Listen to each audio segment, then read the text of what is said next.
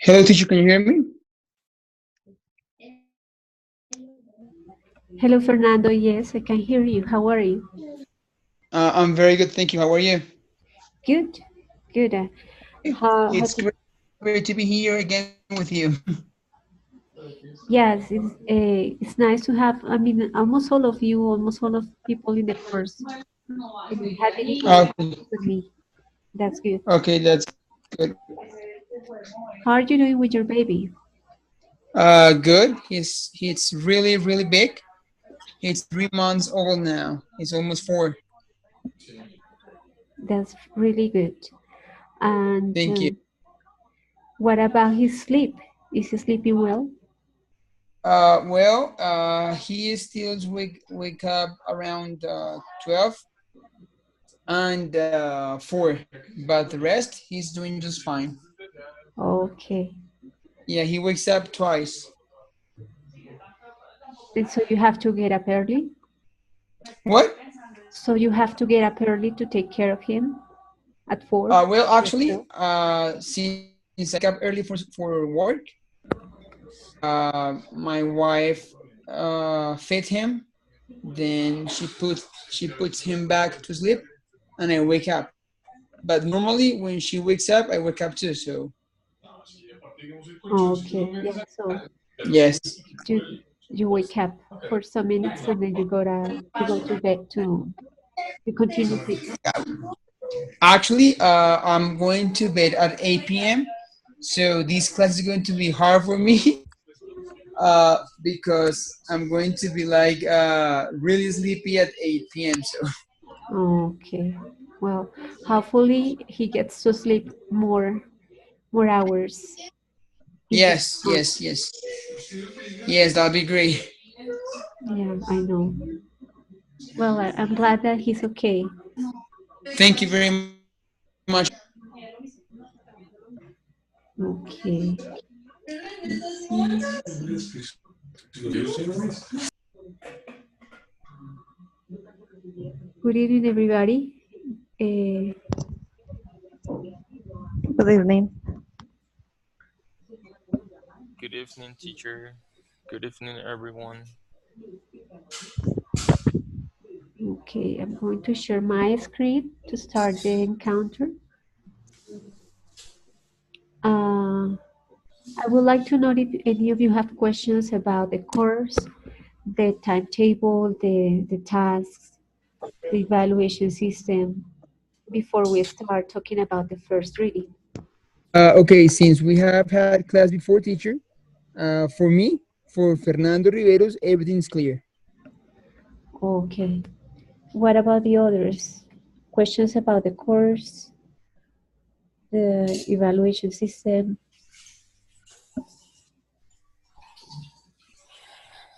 Nobody? Um, I think we're good. Okay. So today we're going to review the information that you read last week. You read about like the main concepts of social linguistics. Yes. I would like that you guys tell me what you know about social linguistics. How do you think we can apply the information that we will study in your Classes. daily courses? Yes, like in your job as a teacher. How do you think Okay. you apply that information?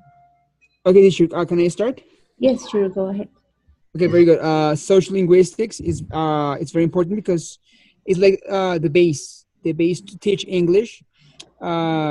If you notice, In the reading, we have a lot of things to discuss about. For instance, there are a lot of examples about how to use the language, how to use the English, how to use the proper grammar. I believe that if you know how to apply social linguistics in every single of your class, you're going to do a great job. It is really important for us as a teachers to understand like the concept, the type of society that we're teaching about, the language that we're teaching about. It's really important to know the variants, the identities. A lot of things are involved in every single class that you teach, and I think that the reading was really, really helpful for me, and it helped me to understand a lot of things that I didn't understand before. It helped me to understand why some kids are having issues with grammar in English. It helped me to understand why some kids get in trouble to read sentences in English.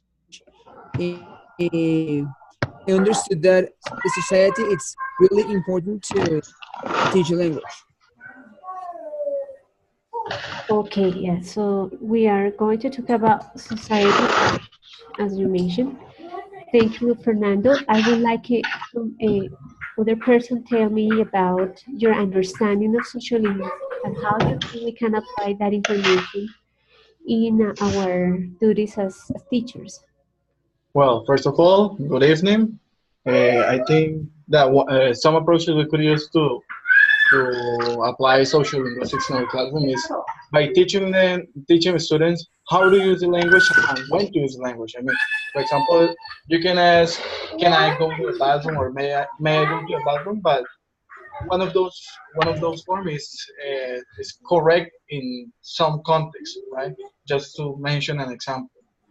And also, it can help us to understand some linguistic transfer that students have, that they move their cultural elements they know in their culture to English.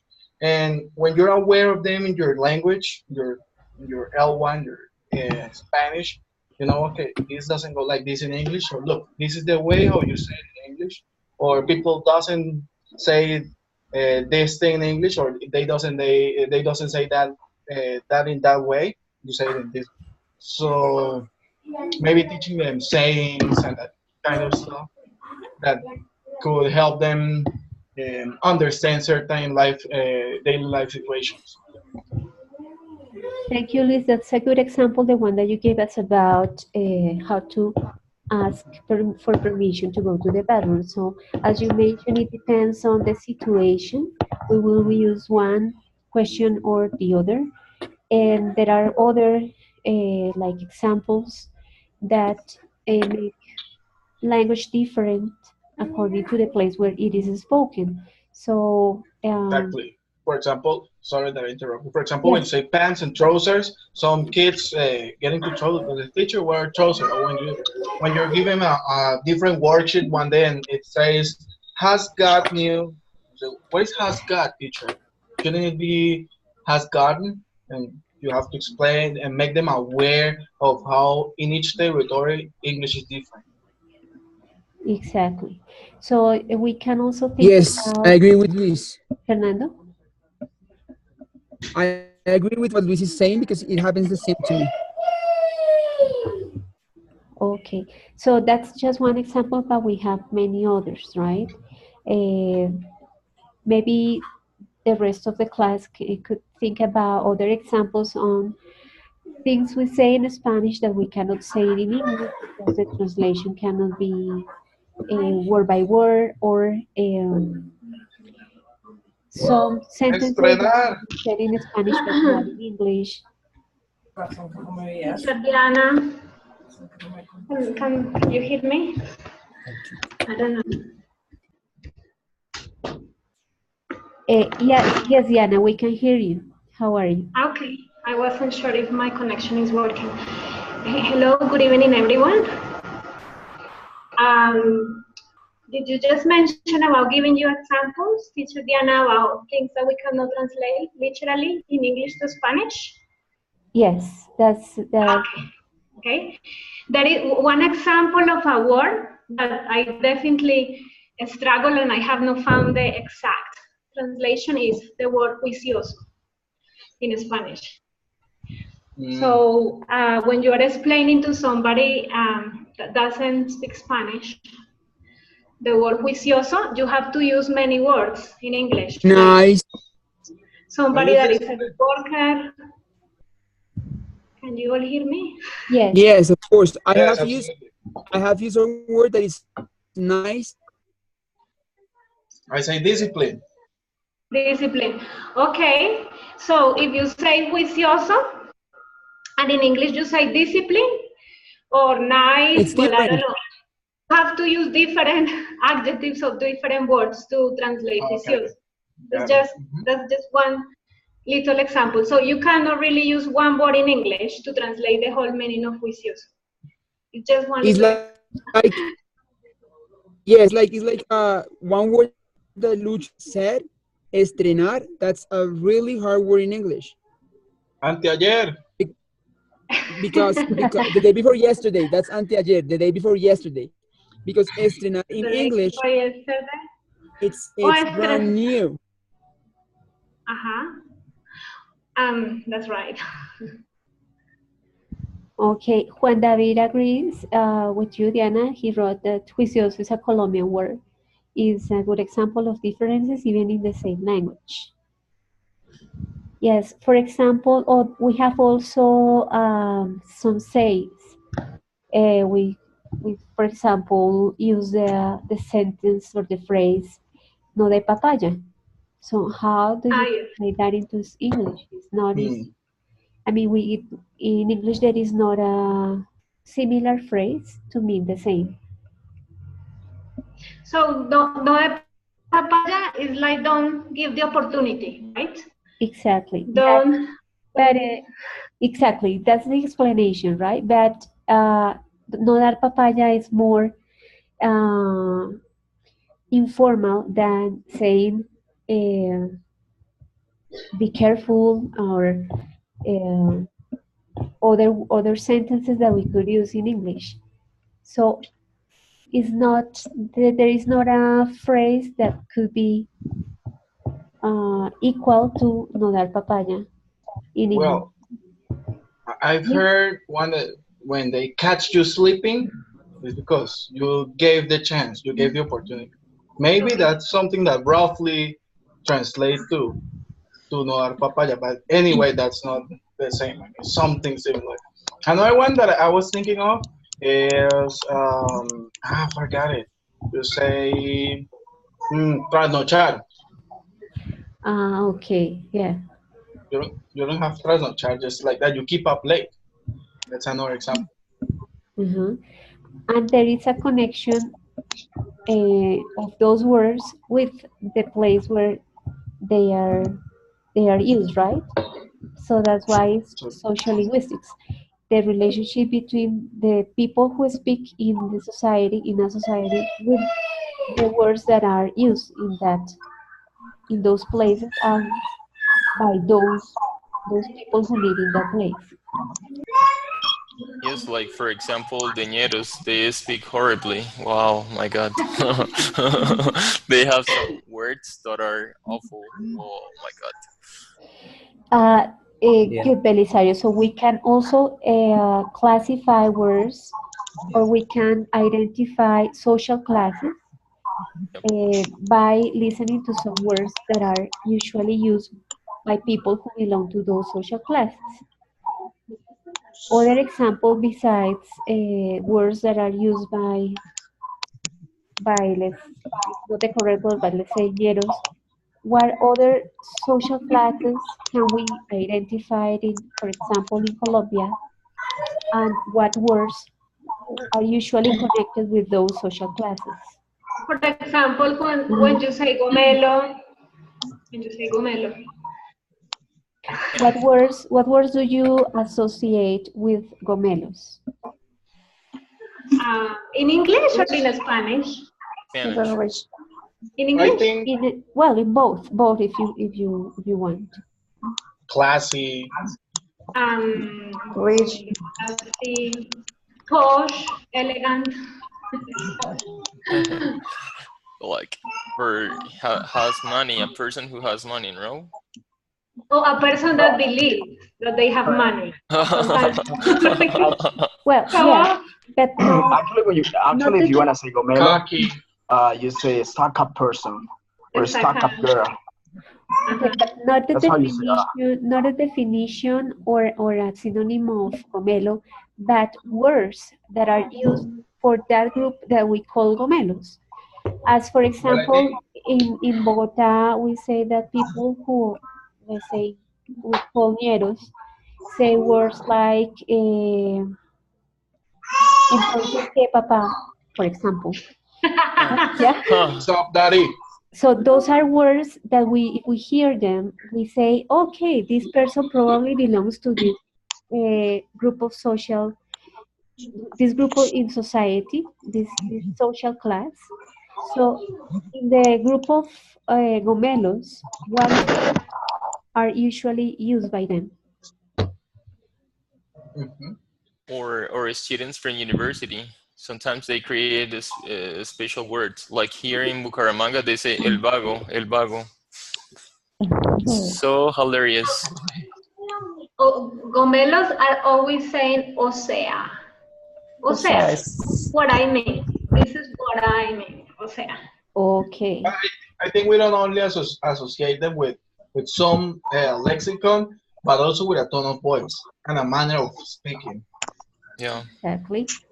Exactly. All that is studied by social linguistics, the intonation, the pronunciation, the vocabulary that is used for a group of people who make them belong or identify as people who belong to a certain group of or social class or community or group, right?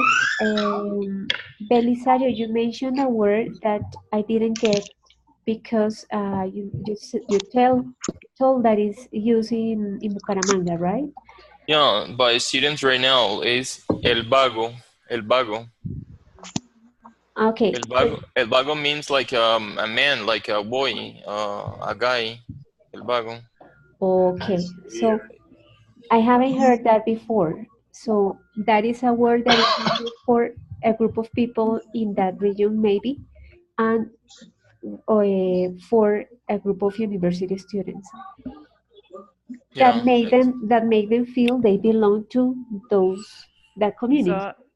It's a general word in Santander, teacher, in Bucaramanga, for people like that. So many times, many people use that word, and it's not matter that it's añero or not. Yeah, so you mentioned, Jaime, that is a word that is used in that region of Colombia. So again, here in Colombia, we have words that are associated with different regions. So as the one that you just mentioned, or we can think about many others, like for example, in La Costa, instead of saying bombillo, they say foco. In Cali, instead of saying La pluma instead of the tap. all right, you see, Or Vikingo. In La Costa, people say boli, boli, boli, Vikingo, okay, and many other examples. If you hear those words, Alexander? Yeah, imagine they say, they call the faucet like canilla. I never heard that before. But the faucet is something different, right? I mean, in English, faucet is... I understand that. It's a tap. Yeah, exactly. And they call it like canilla. Faucet in the United States, tap in UK. So or to say like that's why they say water tap. Water tap. They say chingue. Oh, okay. So chingue. So the idea is that if you listen to those words, you will make an idea of the place where the person belongs, or the class that the person can be classified, let's say, or yes, Fernando. there is a video, a very interesting video that compares how Australian talks versus an American person. I mean, the way an Australian talks, it's really confusing. They say a lot of words, a lot of different words than in the state. That happens in I mean the same language can be spoken by in different countries, and even people who speak the same language can have problems to understand. Yeah, within the Yeah. same country. Yes, Example, for example, in some places in the United States, you call a sandwich, you call it a sandwich. In other places, you call them a Subway. In other places, you call them a Huggy. So it depends on where you're sending in, if it is the same language. exactly. Yeah. So all that information is important to teach to our students, right? That's part of the competence they need to acquire, because when they are going to use the language, they need to perform well according to the place where they are, the person they are talking to, etc. I'm going to read your classmates' comments. Here we have Ana Maria wrote, I think that is important because it helps us to understand our students more in the learning of another language. It's important to know their social environment, like if they are rich or they are gomelos. Jaime wrote, okay, Jaime wrote something about Carolina. Felix wrote, Uptown Boy, gomelo. Sociolinguistics are proper of place, of region, country, among others. Okay, Juan David wrote, like the word pop, that means soda for some information about the speaker from, sorry, soda for some people in different regions or states in the USA. So pop in some places and soda in other places in the same country. Carlos wrote, social linguistics helps us to discover certain information about the speaker from their language.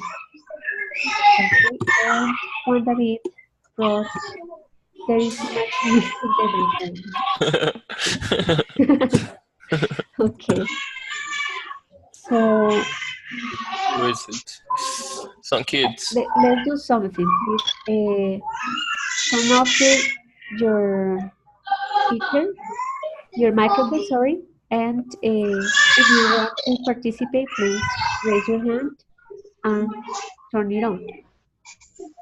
Please, everybody.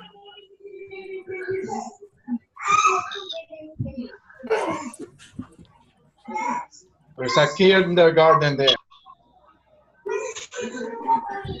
Please, everybody, turn off the microphone and raise your hand if you want to participate. Yeah, that'll be better.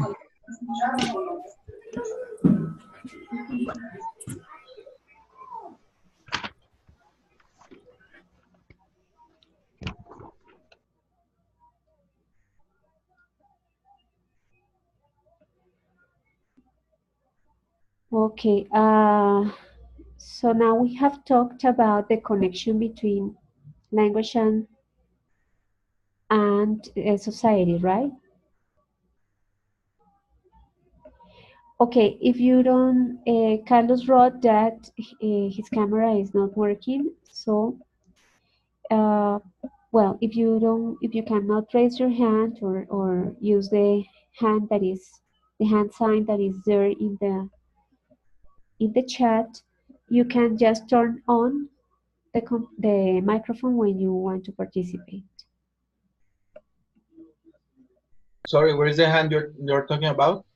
I don't see It's it anywhere. it's next to the microphone sign and the camera sign. Nope, I Oh, have you don't nothing see? of that. Well, Just a if you don't, microphone and on the camera. That's it. okay, if you don't see it, just turn the microphone on when you want to talk. Okay, thank you very much. Okay. Felix wrote, slangs are very common variation of sociolinguistic difference in USA. Here some American slang words and phrases. So he shared with us a list of some slangs. Thank you. that is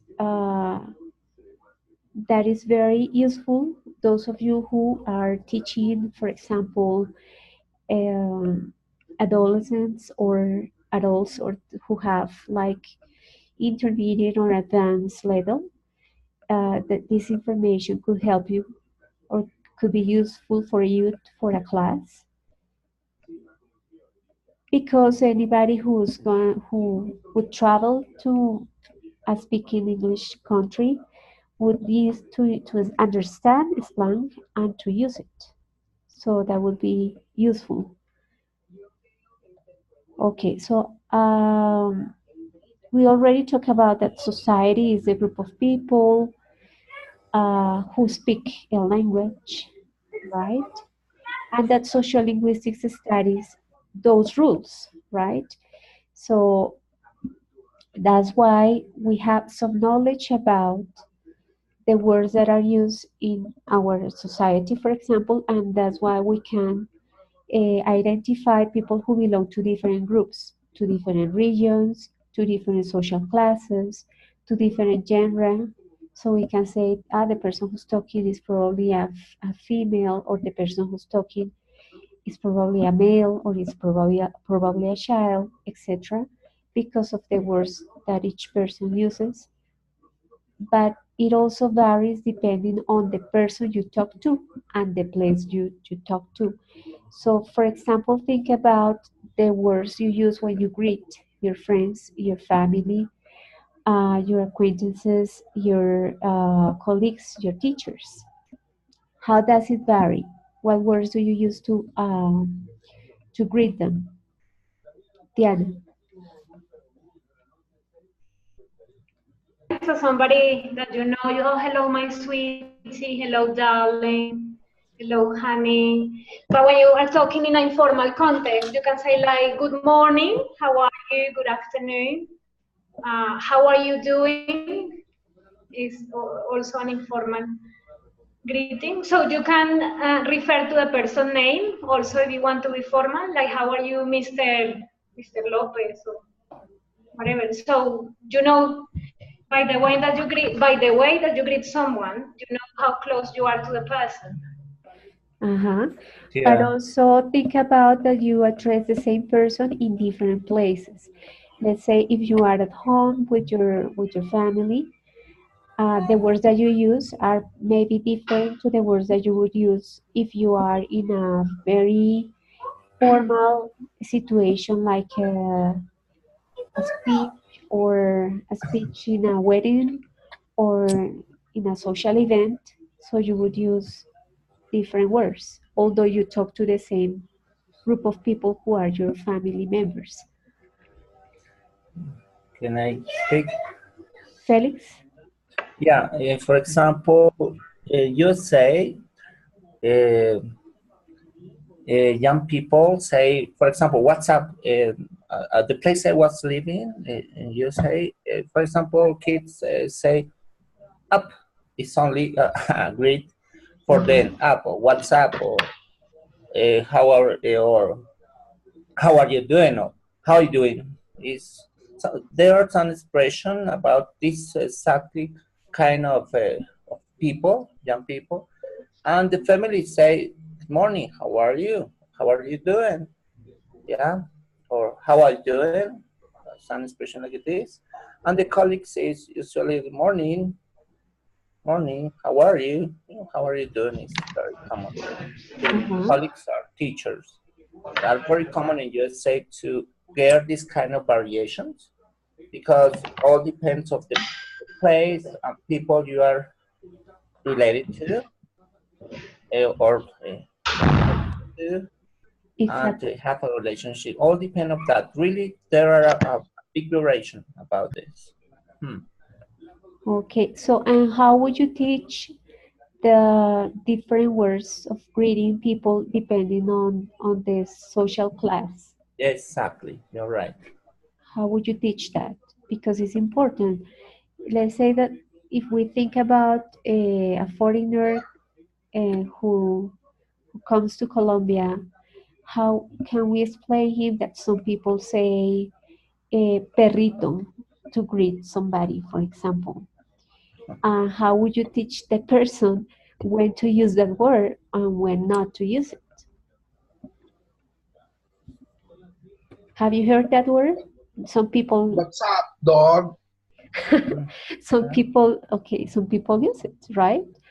To greet somebody.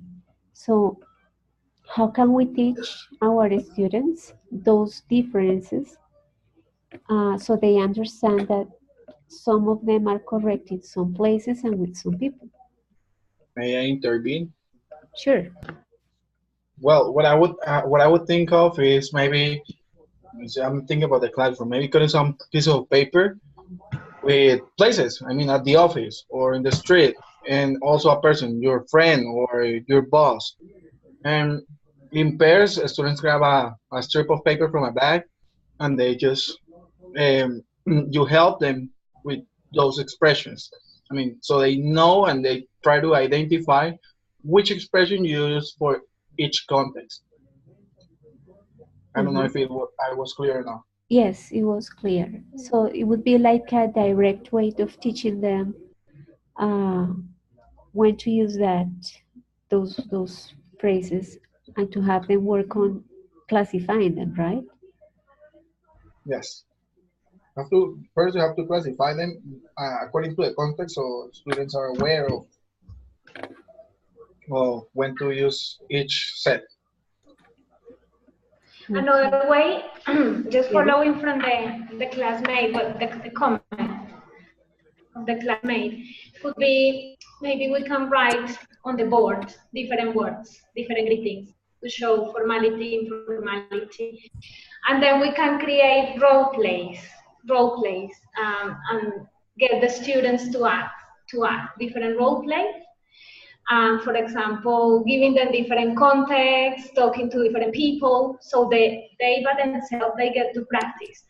So for example, okay, in role play number 1, we are going to talk to a head teacher from the school, so we have to be very formal. So we start creating the words, but the students are the ones that have to do the dialogue.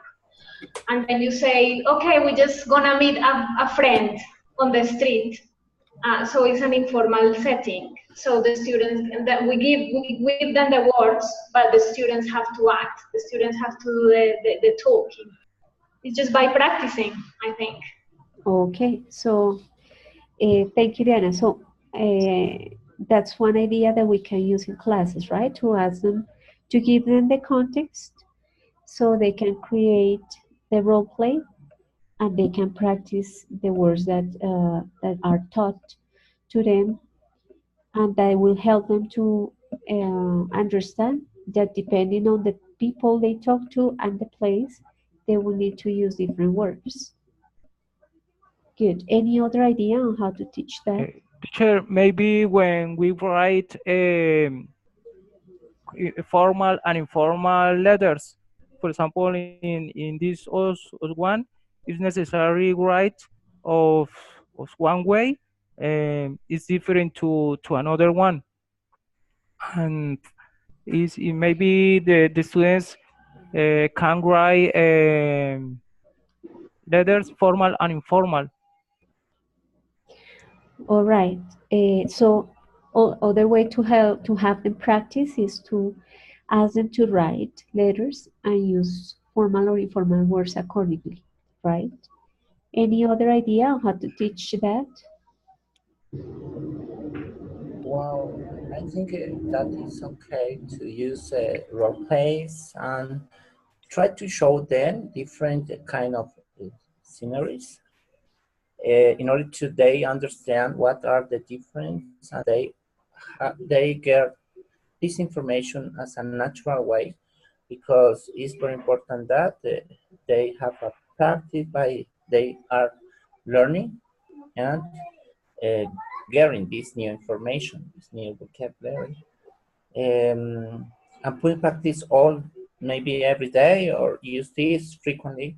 There could be nice, because there are some expressions that there are a lot of information and they really get tired all then, and maybe becoming a routine, yeah, and there is words and time to use as a grammar or using these scenarios by teaching in the classroom. It's better to take this to the practice or put this into the practice and give them a different style of learning this and teaching as well.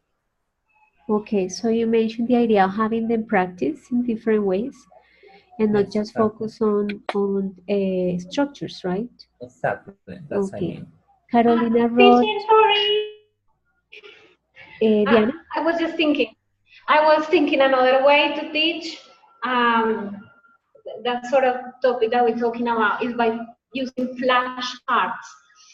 So you get them for you get flashcards, and in each flashcard you write, for example, bank manager or teacher or best friend. So you get the students to turn the cards up, and they have to create a dialogue talking to the person that is written on the card.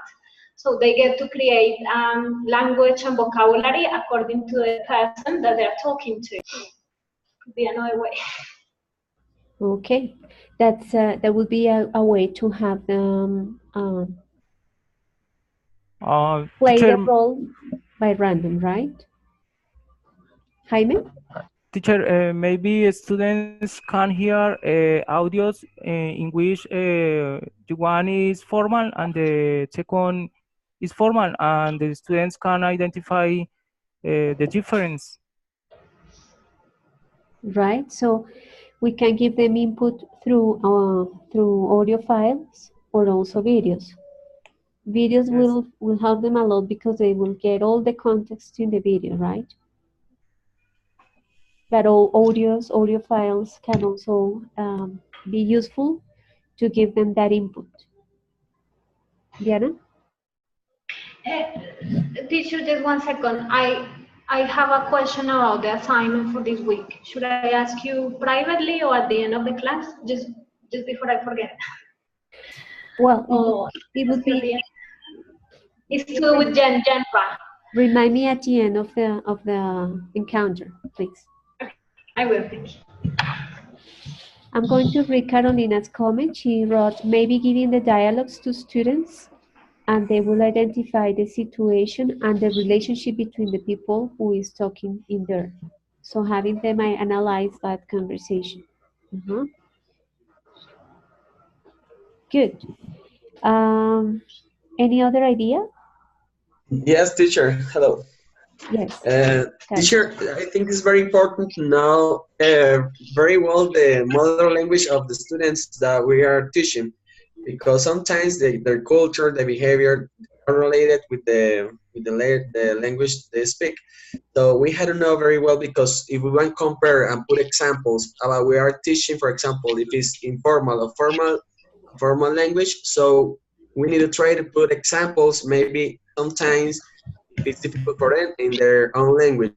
So, because in the reading we can see that sometimes there are, it depends on the language they speak, is the same of their behavior.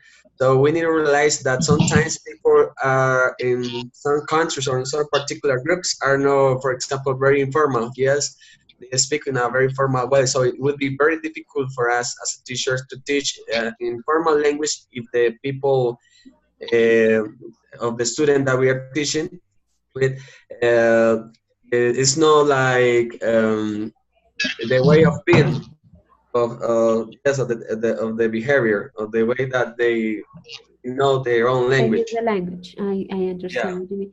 Maybe we could build on what they know from their language first, to ask them if they have noticed the differences in Spanish, and then use that to explain that happens the same in other languages, and to have them understand that if we say a word that is not correct for a situation, then the message could be misunderstood, or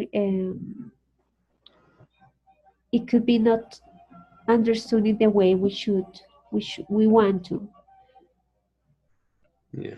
Okay, that is very is true, Carlos. It's very important to have them analyze first or think about what happens in Spanish, so we can build on that knowledge to make them contrast that information with other language. Yeah, that's right, teacher. Okay, good. Have you heard about identities, or what do you remember about identities of what you read?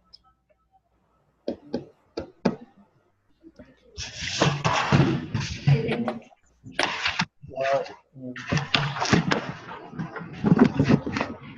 first of all, I think there are different kind of identities according to the society, and society construct them.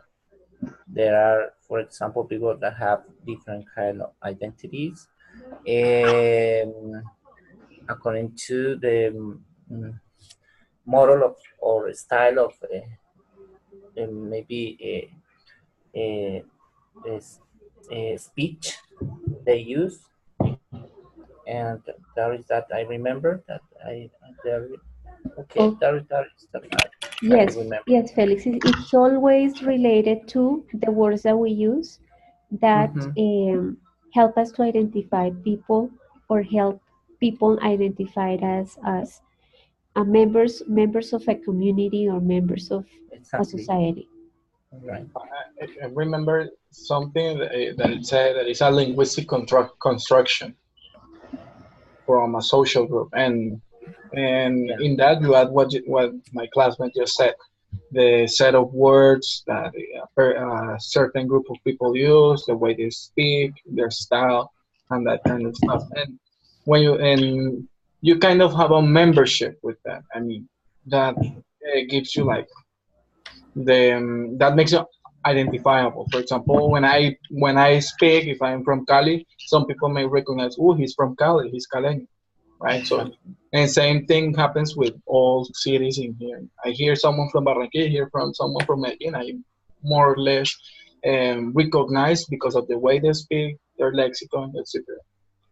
Exactly. Uh, so identities is related with social classes, regions, but also with genres and roles. So if you hear a woman using bad words, uh, for our society and for some social classes is not common, right? So sometimes if you hear women using words that usually men use, so you would say that woman speaks like a man because we construct the identity of a genre in society, are in regions and in social classes. So identities can be classified by thinking about social classes, genre, regions, right, and societies. In Colombia, there is very marked because people that belong to high structures, high positions, they are try to speak different than people that is the common people that use frequently expressions or common vocabulary, a common language or I would speech. Yeah. I would say that I would say that in Colombia, that's you can notice more that because since we have status, social status, I would say that Yeah. it's simpler to identify here that here in Colombia than, for example, if you go to United States. Of course, the poor people from the state also talking about way. For example, instead of saying he does, they say he do or she do. But you can barely notice that because sadly, there are some rap songs where they use that too, and it's because it's the way the black people talk too. So, but yes, I would say that identities you can notice more that type of thing here in Colombia. I like to add something to what just Fernando said, and is that we know the identities of our country because we're living it. We hear the news, we see some soap operas and that kind of stuff. We listen to the radio, so we are immersed in this culture, the Colombian culture. But we don't know that much about American culture. But for example, a person from Georgia won't speak the same as a New Yorker. So they speak different, and they will be able to recognize each other because they're in that culture. They live in that country. So I think. Is the same thing. I mean, we social groups, social identities are divided as the same in the same way, and they are divided here in Colombia. Yes, Yeah. Yes, yeah. that's true. That's true. When I live in the States, I talked to some friends, and they were like, he's from the South, he's from the North, he's from the West, and I was like, how do you know where are they from? And they said because of the way they talk. And after some time, you will start identifying where are they from because of the way they talk. They will like they make the syllables longer or some different things.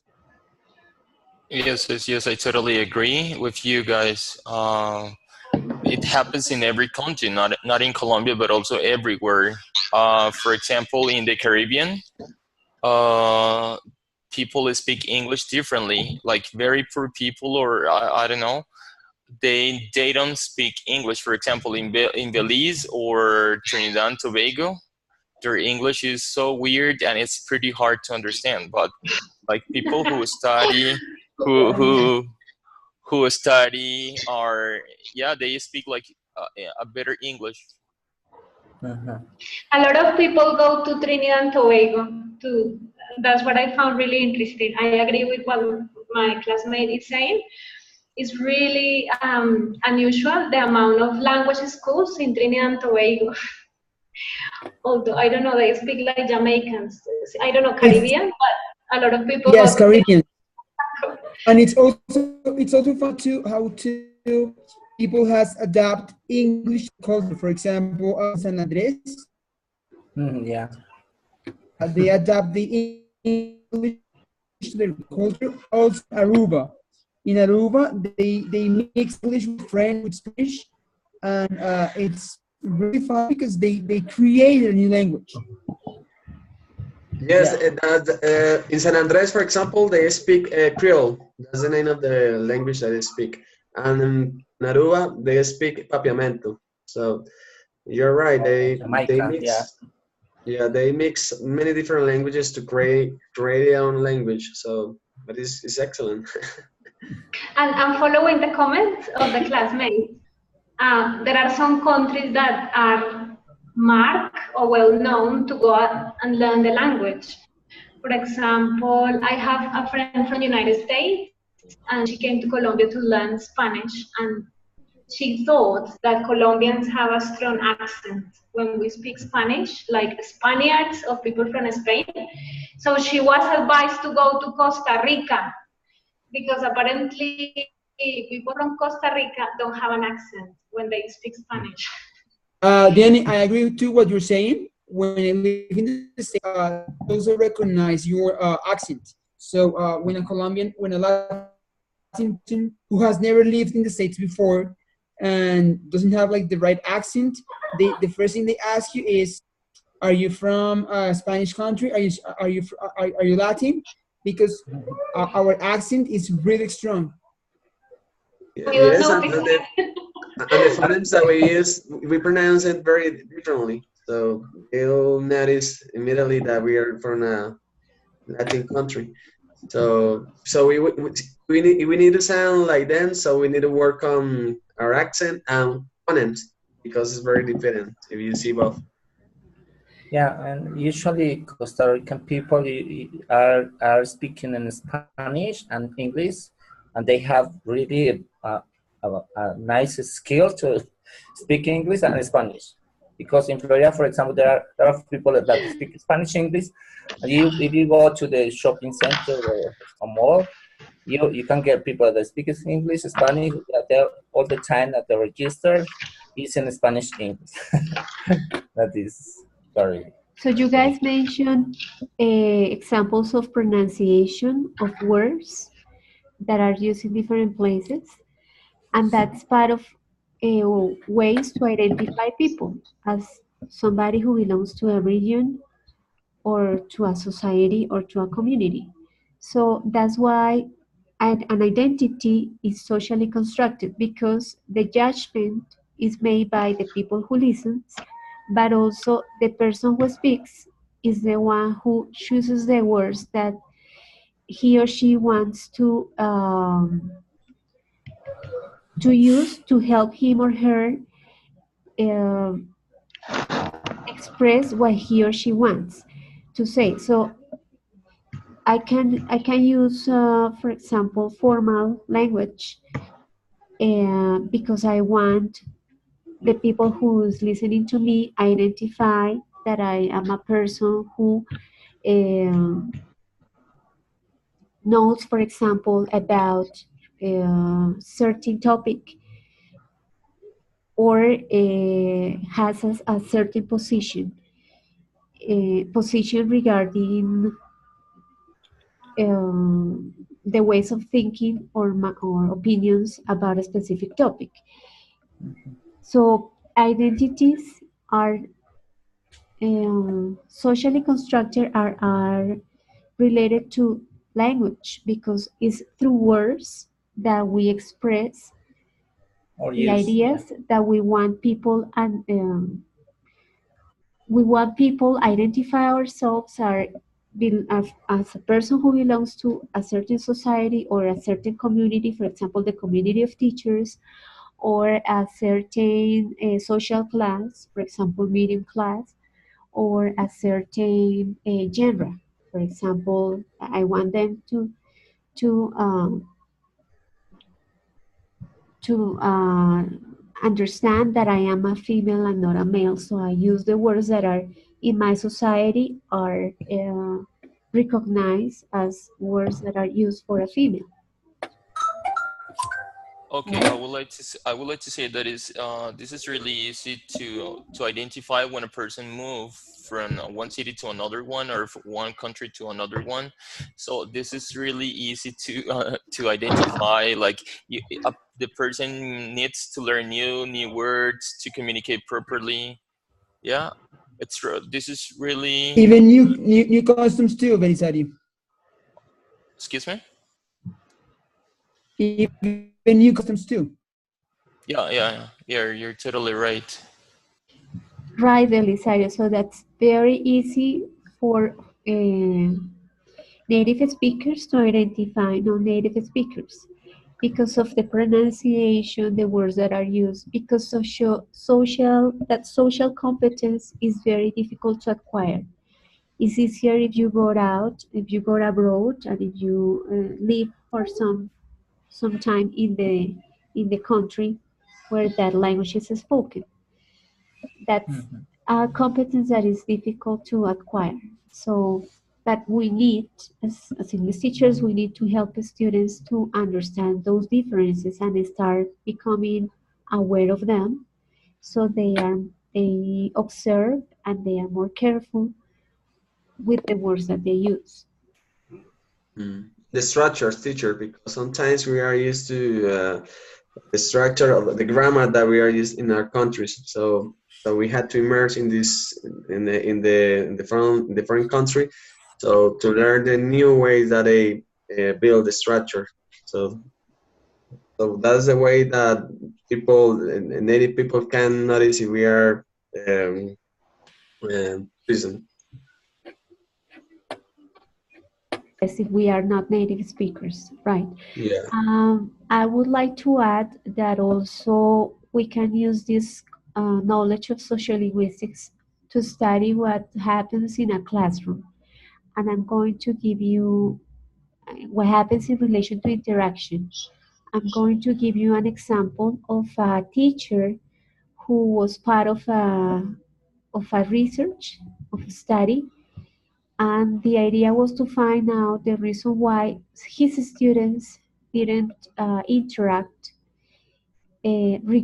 besides or despite the fact that those students had a very good English level, but they just didn't participate as much as they should or they didn't interact as much as they could.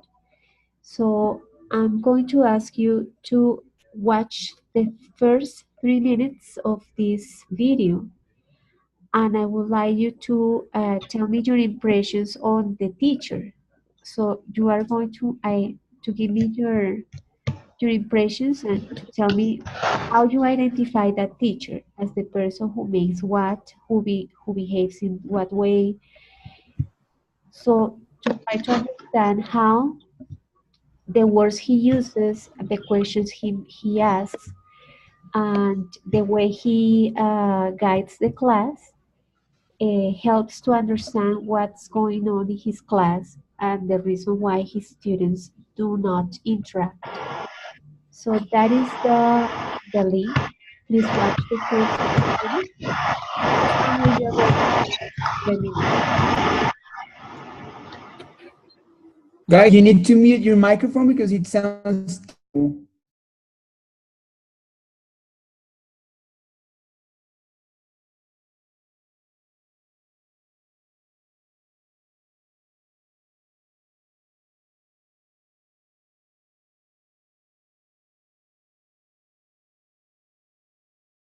Teacher, I can't hear you. Fernando, I shared in the chat the link of a video. Please watch the first 3 minutes and tell me your ideas about the teacher. What Okay, type of very good. questions he asks, the words he uses, etc.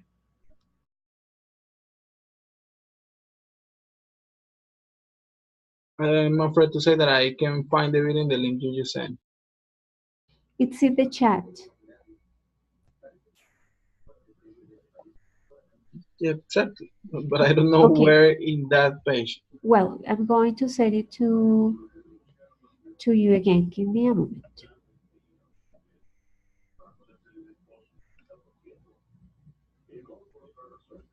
Yes, it's hard to find, or it's Did you get it? impossible. No, no, no.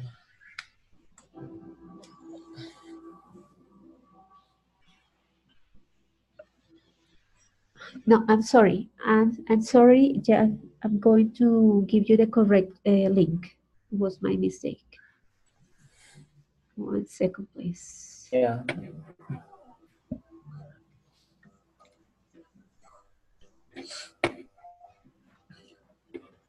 I'm going to send the correct one. Okay, There you have. thanks. Okay.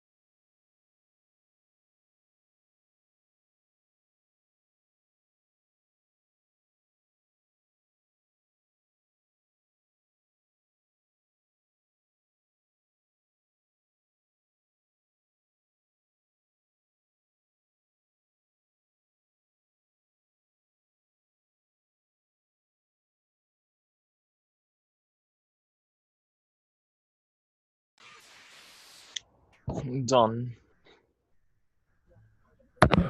Okay, Belisa, you just give your classmates some 1 minute more to start answering the questions you see on the screen. Teacher, I'm sorry, I got disconnected. Fernando, could you repeat? Yes, I got disconnected. I'm sorry, but I'm back. Okay.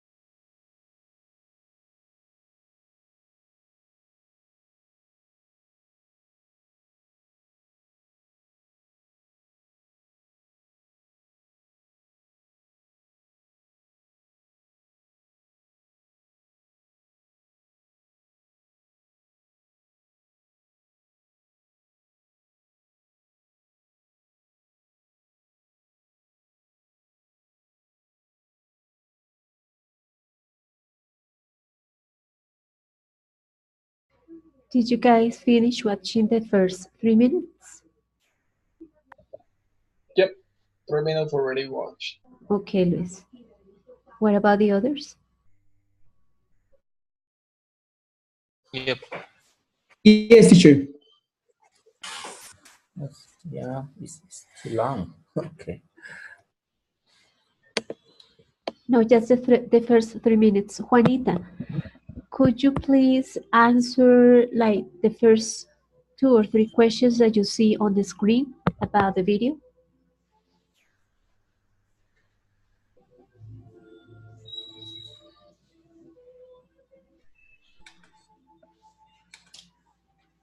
Here I can. Wait a Juanita, are minute. you there?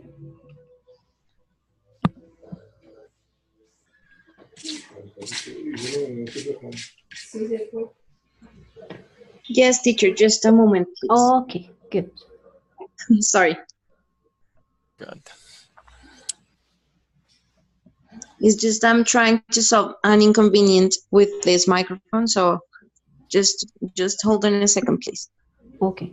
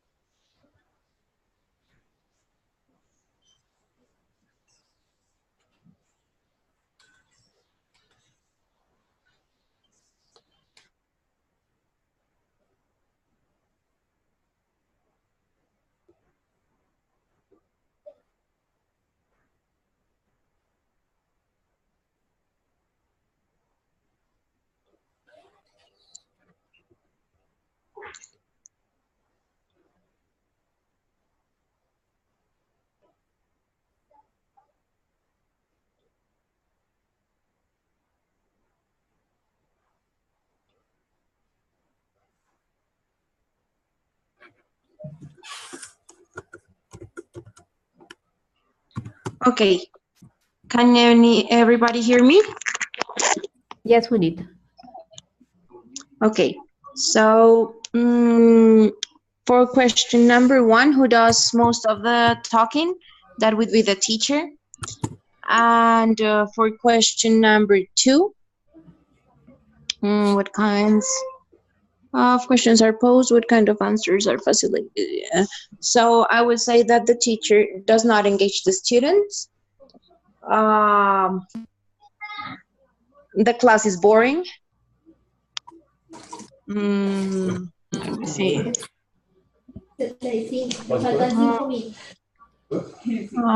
What else can I say? So what kinds of questions are posed? What kinds of okay. I would say that what I saw is that the teacher does not look directly to the students. He just keeps looking everywhere, but not directly to them. His body language is not the right one. Okay, so what you did, Juanita, was to identify the teacher as a boring person because he's the only one who asks the questions. He doesn't look at his students' eyes. His tone of voice is not the proper one. Well, so what you did was to identify that teacher as that person. And what the teacher did was that through his behavior and also through his words and questions, he made the other people position himself or identify himself as a type of teacher who everyone judges according to his let's say way to evaluate a good or a bad teacher. Yes. The other thing that I would say is that because of that, we can't hear any of the students' opinion. So I would say it's not. I don't know if it's right to say that it's a bad teacher, but for me, that's not a good teacher at all. I agree with Juanita. I agree with Juanita because you can see the student's face. You can see that they were in that class. But probably he doesn't. Yes, because he doesn't make the topic interesting. The teacher didn't engage with the students. So I believe it was about class. But probably that teacher doesn't have any experience or is the age. Yeah, that could be the issue. Or that person is too shy or nervous or like this. Or maybe he just get used to the antique method for teaching. Yeah, maybe. yeah. Okay. Diana, go ahead. Oh, sorry. I was looking at the same one. Just following Juanita did say something really interesting when she was talking about the body language.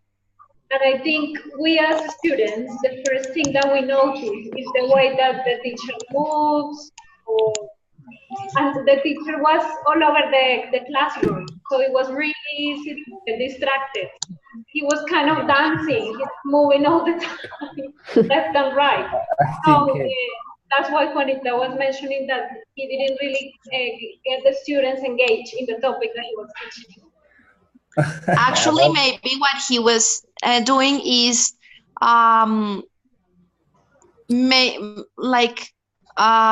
helping students get deconcentrated with the topic because of that. Maybe I think that if he asked something, for example, he didn't, but if he had asked something, maybe the students will be like, sorry, what did you say? I don't know, teacher, because he was pushing students to get distracted. Okay. Yes, and besides that, he was present. Yeah, I agree with this. He pushes the student to answer the question. So when a teacher does that, it's because the students are not getting the questions right. It is what happened to me at school sometimes when my kids, they are 8 year olders, when they don't get the question, I have to push them to make them answer. But then I understood that if I draw question, if I represent the question, if I do something different, an activity that involves question, they will get it easier. Yeah, yeah, the identities seems to be crossed. I guess that many places in Colombia, like these period shows, are a real, yeah, a real situation or daily life of a class in, for example, those of Cartagena places or Santander, which there are some classroom like this, the video shows, and it is very similar because the resources are minimum, and also the style of teaching and the style of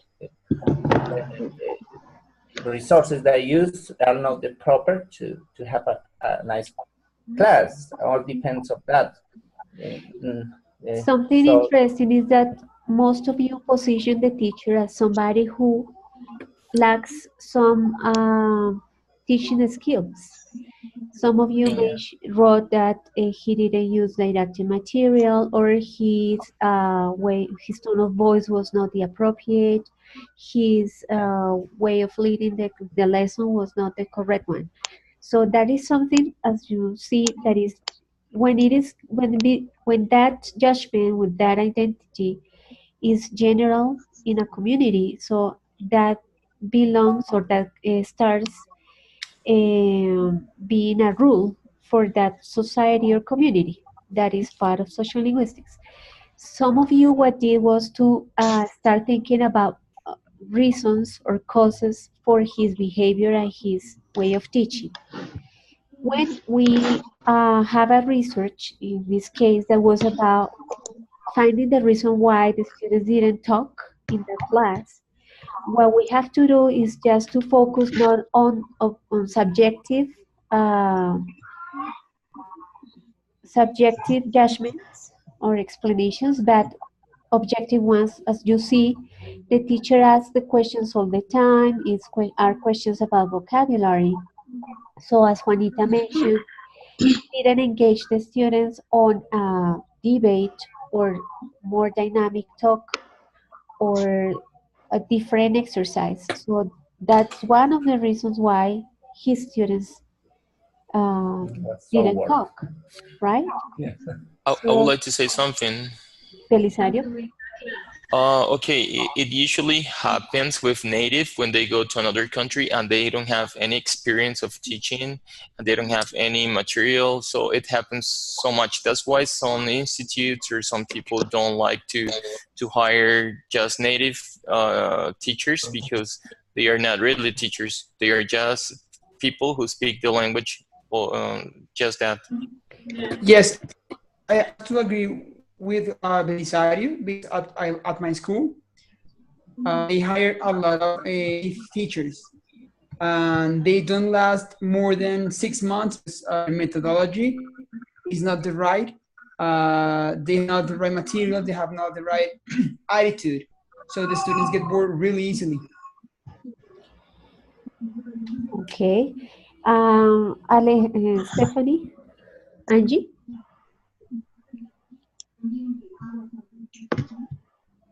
Angie?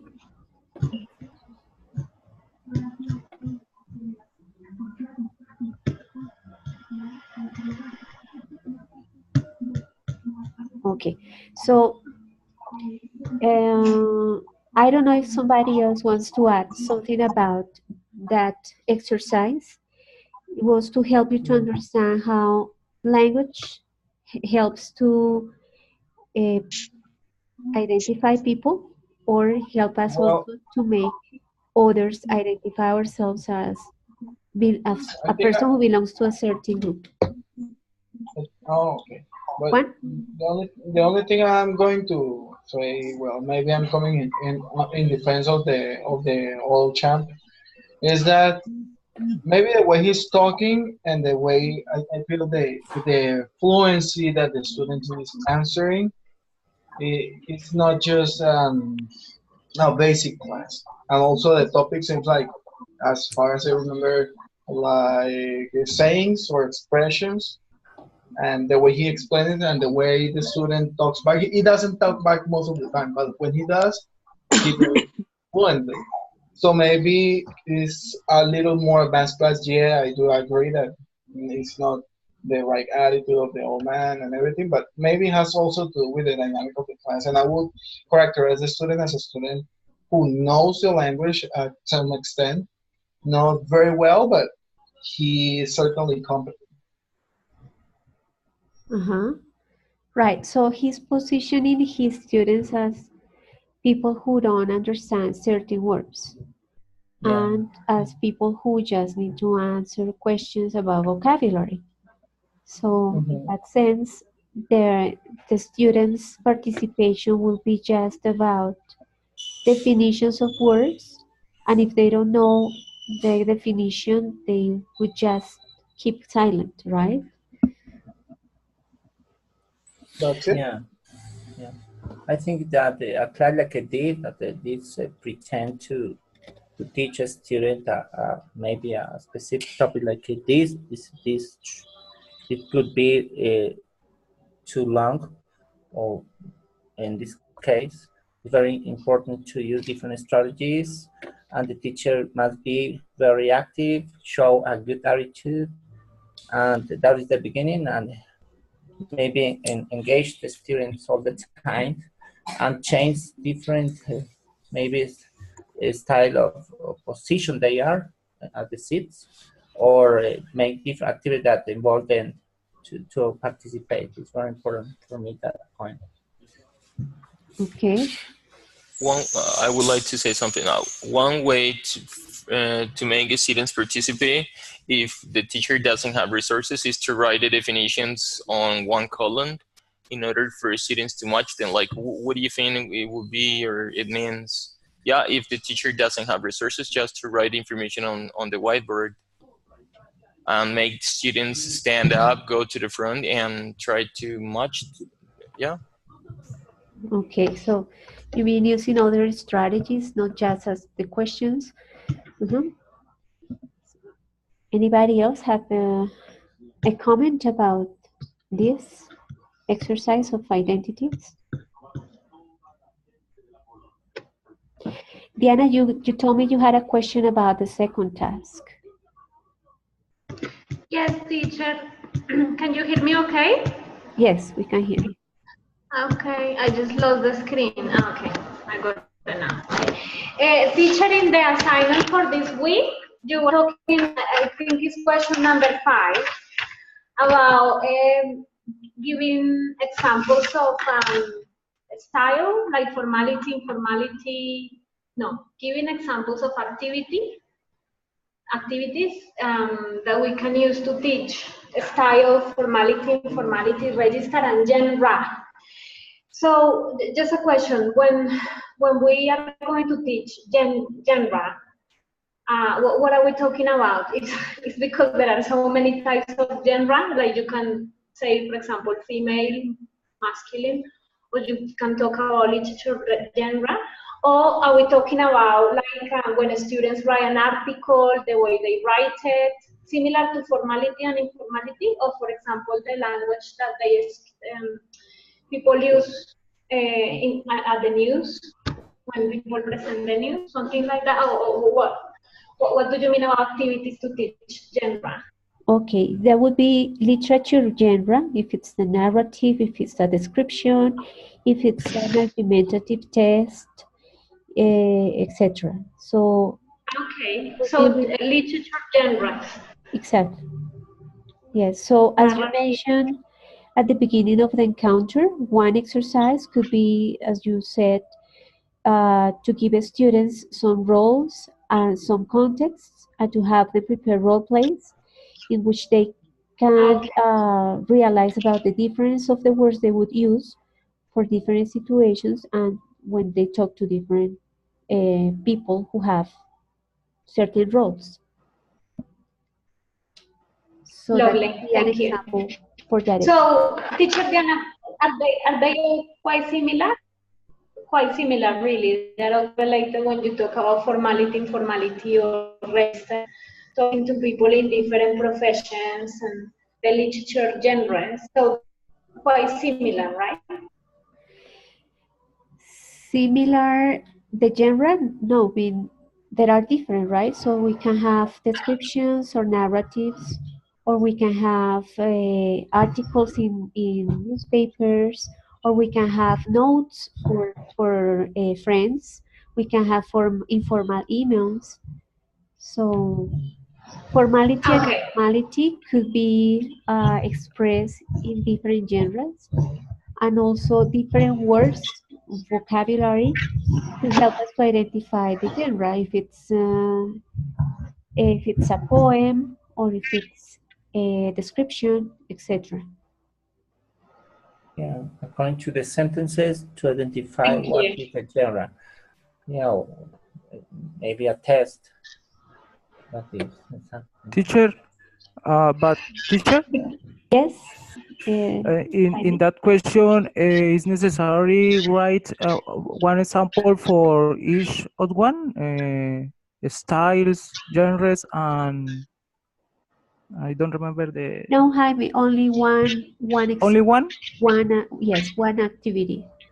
It doesn't matter if it's for teaching Ah, okay, teacher. literature or genre or informal or formal language. Ah, okay, teacher. Thank you. Okay. Okay, guys, so I'm going to stop the capture because I need to start a new one at 8. So I need to get ready for that one. Hey, teacher, Appreciate your thank participation. you. Thank you. Thank you, everybody. Email me if you have questions about the second reading or the second task, okay? Thank you, Okay. teacher, very Thanks. much. Thank you. Thanks a lot. Thank you. Goodbye, everybody. Goodbye. Bye-bye. Bye-bye. Have a nice night. Bye bye. Thank you, everyone. You Sleep too. tight. Bye-bye. Grip your blanket.